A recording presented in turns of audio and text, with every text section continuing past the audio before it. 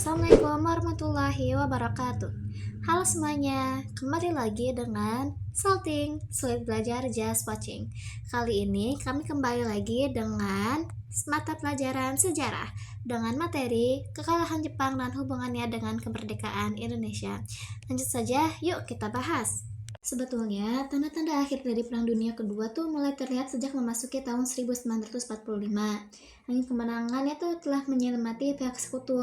Kenapa bisa dibilang begitu? Karena saat itu, pada tanggal 7 Mei 1945, Jerman tuh sudah mengakui kekalahannya dan menyerah kepada sekutu barat.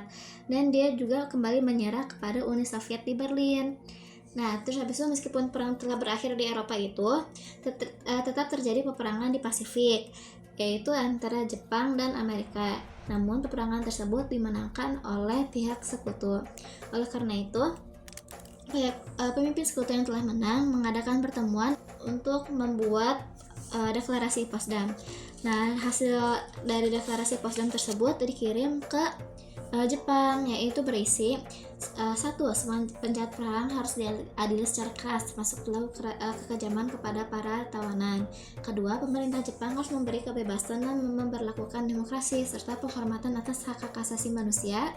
Dan tiga, pemerintah Jepang diberikan kesempatan untuk memilih mengakhiri perang kepada sekutu dengan cara menyerah tanpa syarat atau memilih penghancuran besar-besaran. Dan penekanan pada poin ketiga ini.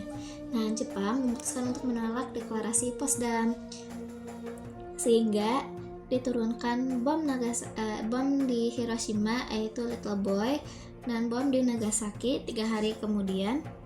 Peristiwa tersebut membuat Jepang pada tanggal 14 Agustus 1945 menyatakan menyerah tanpa syarat ke para sekutu. Keesokan harinya, 15 Agustus 1945, Kaisar Hirohito berpidato di radio NHK untuk membacakan perintah kekaisaran mengenai kapitulasi dan mengumumkan Jepang telah menyerah. Sehingga secara resmi Jepang menyerah pada tanggal 2 September 1945. Jepang menandatangani pernyataan menyerah di atas kapal USS Missouri yang berlabuh di Teluk Tokyo.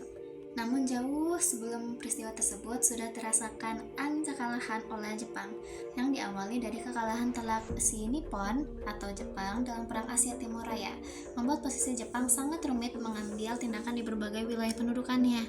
Nah, terutama buat Indonesia, Jepang menyadari bahwa wilayah ini tuh nanti akan jadi sasaran penduduk sekutu setelah menyerudkan Jepang.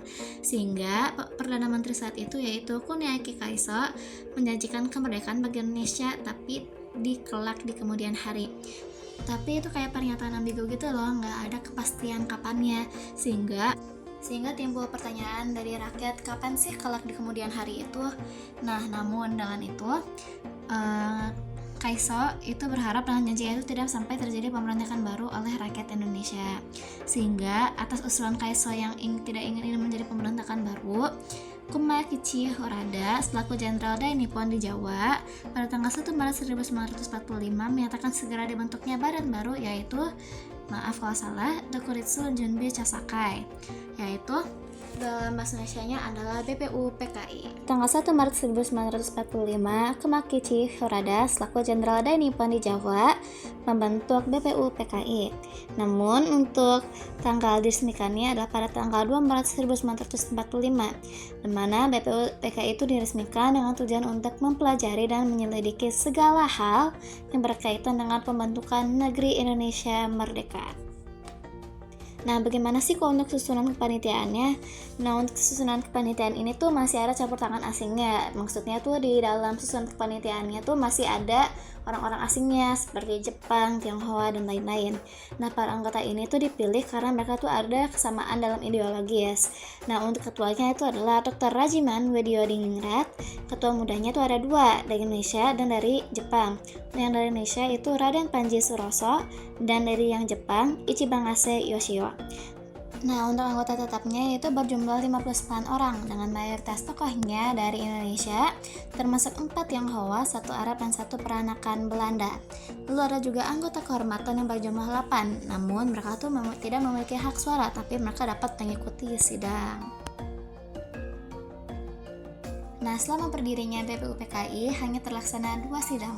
Untuk sidang pertama itu pada tanggal 29 Mei sampai 1 Juni 1945 dengan tujuan utama yaitu untuk membahas rumusan dasar negara.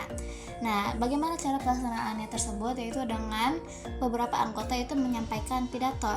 Jumlah orang yang melakukan pidatonya yaitu 12 orang. Nah, yang paling kita tekankan itu 3 orang, yaitu Muhammad Yamin, Mr. Supomo, dan yang terakhir adalah Insinyur Soekarno.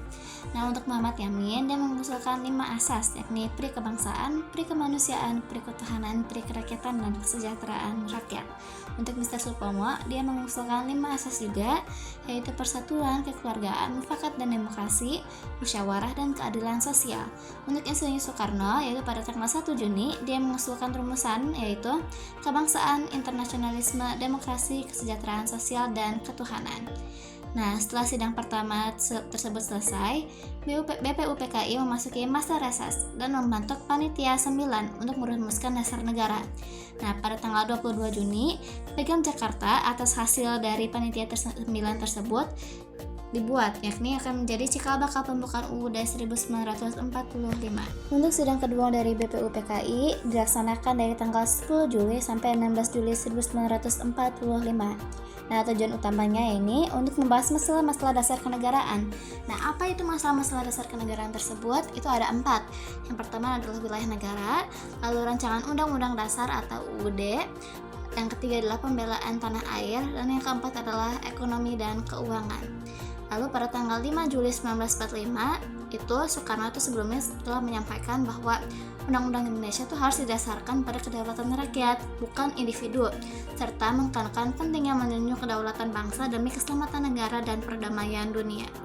Lalu pada tanggal 11 Juli 1945, Panitia Perancang UUD menyepakati bahwa pembukaan UUD akan diambil dari Piagam Jakarta yang sebelumnya telah dibuat oleh Panitia 9, serta dibuatnya lagi 2 panitia tambahan, yaitu panitia kecil untuk menyempurnakan isi UUD, yang kedua adalah panitia penghalus bahasa dengan anggota Supomo, Husein Jadiningrat, dan Agus Salim.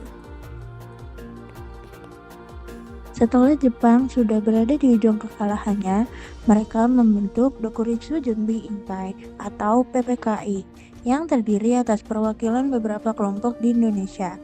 PPKI bertugas untuk mempersiapkan kemerdekaan Indonesia. Pemimpin PPKI dipimpin oleh orang asal Indonesia, sehingga tidak ada lagi campur tangan dari Jepang. Panitia Persiapan Kemerdekaan Indonesia diketuai oleh Soekarno dengan Muhammad Hatta sebagai wakil ketua. Anggota PPKI berjumlah 21 orang yang berasal dari seluruh daerah Indonesia. Tetapi tanpa sepengetahuan Jepang, PPKI menambah 6 orang lagi, sehingga jumlah seluruh anggota PPKI yakni 27 orang. Pada 9 Agustus 1945, Soekarno, Muhammad Hatta, dan Regimen Widyodiningrat pergi ke Dalat, Vietnam, dan bertemu Jenderal Terauchi pada 12 Agustus 1945. Dalam pertemuan itu, Terauchi menyatakan bahwa 1. Jepang akan segera memberikan kemerdekaan kepada Indonesia. 2. PPKI dibentuk untuk mempersiapkan kemerdekaan tersebut. 3. Indonesia diminta membantu Jepang dalam perang. Pertemuan ini menjadi langkah awal menjelang proklamasi kemerdekaan Indonesia. Para anggota dari Panitia 9 yang terdiri dari Soekarno, Muhammad Hatta, dan 7 tokoh lainnya melakukan sidang pada 22 Juni 1945 dan menghasilkan Piagam Jakarta.